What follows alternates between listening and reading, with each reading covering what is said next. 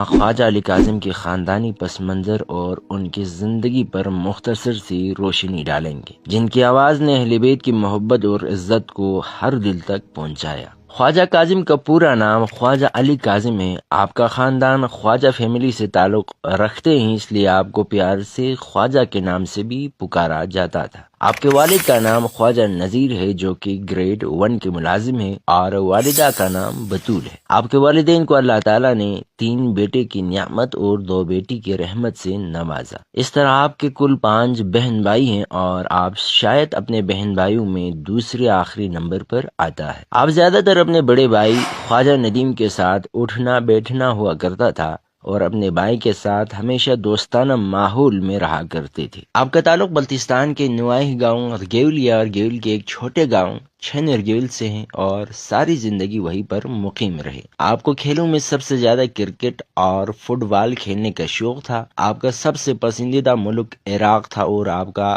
عزم تھا کہ آپ مستقبل میں ایک ڈاکٹر بن کر اپنی قوم کی خدمت کریں، اور اس راہ پر چل کر انسانیت کی فلاح و بہبود کے لیے کام کریں۔ آپ بچپن سے ایک ذہین اور محنتی طالب علم تھے۔ اردو تعلیم کے آغاز سے قبل آپ نے قرآن مجید اور اسلامی تعلیمات کو اپنی زندگی کا حصہ بنایا، اور صرف 4 سال کی عمر میں چھن ارگیول کے ایک مدرسے میں داخلہ لے کر قرآن اور تعلیمات اسلامی کا باقاعدہ آغاز کیا۔ 5 سال کی عمر میں آپ نے چھن ارگیول کے ایک کمیونٹی اسکول میں نرسری میں داخلہ لیا، اور وہاں کلاس 3 تک اپنی تعلیم حاصل کی۔ اس کے بعد آپ نے چھن ارگیول کے گورنمنٹ مڈل اسکول میں 4th اور 5th کلاس کی کلاسز میں داخلہ لیا، اور بہترین نمبروں سے کامیابی حاصل کی۔ منقبت و نعتیہ مقابلوں میں عالمی سطح پر شاندار شہرت حاصل کرنے کے بعد آپ کو کلاس ہشتم میں اسکردو ایجوکیٹر اسکول کی طرف سے فل فنڈ اسکالرشپ کی پیشکش ہوئی۔ اس اسکالرشپ کی مدد سے آپ نے جماعت ہشتم میں اپنی تعلیم کا سلسلہ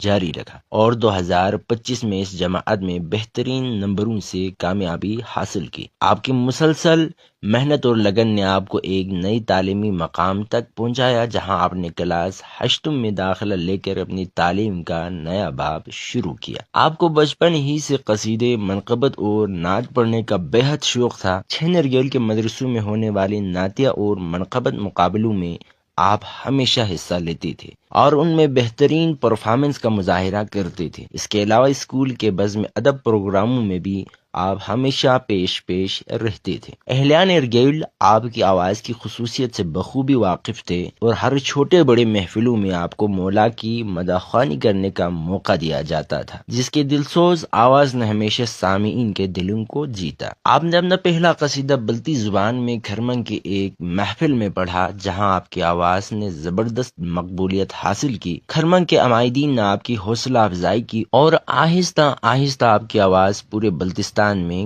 گونجنے لگے۔ 2020 میں پاکستان ٹیلی ویژن PTV کی جانب سے آپ کو عالمی سطح پر منقبت پڑھنے کی پیشکش ہوئی، اور اس کے بعد آپ کی آواز نے ملک بھر میں شہرت حاصل کی۔ آپ کی آواز اور پرفارمنس نے دلوں میں جگہ بنائی، اور آپ کو دستے حسین ارگیول کے نوحہ خوانوں میں شامل ہونے کی دعوت۔ 2021 میں آپ نے دستے حسین ارگیول کے نوحہ خوانوں کے ساتھ نوحہ پڑھنا شروع کیا، جس کے بعد آپ کا مشہور نوحہ سر جھکائے بین کرتی قیدیوں میں بے ردا سہمی کھری، کیا یہی وہ قافلہ سالار زینب تو نہیں۔ اس نوحے نے اتنی مقبولیت حاصل کر گیا کہ اس کی گونج پورے بلتستان میں سنائی دی، اور سوشل میڈیا پر آپ کے نوحے کے کلپس بڑے پیمانے پر شیئر کیے جانے لگے۔ بلتستان کے مختلف علاقوں کے علاوہ آپ نے وادی اسکردو کے مختلف محفلوں میں بھی حصہ لیا، اور آپ کی آواز کی مقبولیت کا دائرہ مزید وسیع ہوا۔ آپ کی تربیت اور آواز کی نگاری میں آپ کے استاد جاوید میر صاحب، نذیر ناز صاحب اور استاد فرمان انجم صاحب نے خصوصی توجہ دی، جنہوں نے آپ کو محفلوں میں اپنی صلاحیتیں دکھانے کا موقع دیا اور آپ کی آواز کی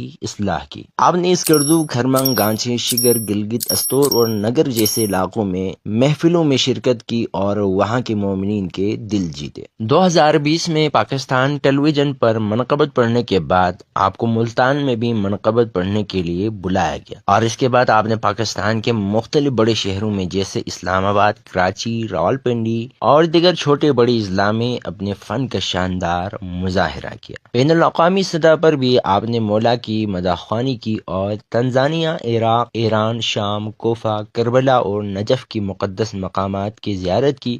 آپ نے وہاں بھی مولا کی ثناخوانی کی اور واپس پاکستان آ کر شعبان معظم کے دوران اپنے وطن واپس لوٹے، لیکن 14 فروری 2025 کو شب برات کی محفل سے واپسی پر آپ ایک دل دہلا دینے والے حادثے کا شکار ہوئے۔ آپ کے قریبی عزیز سگے بھائی خواجہ ندیم، منقبت خواں سید آغا جان رضوی اور زین ترابی کے ہمراہ ایک خوفناک کار حادثے میں شہید ہو گئے۔ اس سانحے نے پورے گلگت بلتستان کو غم میں ڈبو دیا۔ لاکھوں لوگوں نے آپ کے جنازے میں شرکت کی اور آپ کو اپنے گاؤں چھنرگیل کے امام بارگاہ کے سامنے دفن کر دیا۔ آپ کا انتقال بلتستان کے تاریخ کا ایک ناقابل فراموش واقعہ تھا، لیکن آپ نے جو پیغام دیا وہ ہمیشہ زندہ رہے گا۔ اہل بیت سے محبت کرنے والے کبھی نہیں مرتے۔ آج بھی لاکھوں لوگ آپ کو یاد کرتے ہیں اور آپ کی آواز ہمیشہ دلوں میں یاد رہے گی۔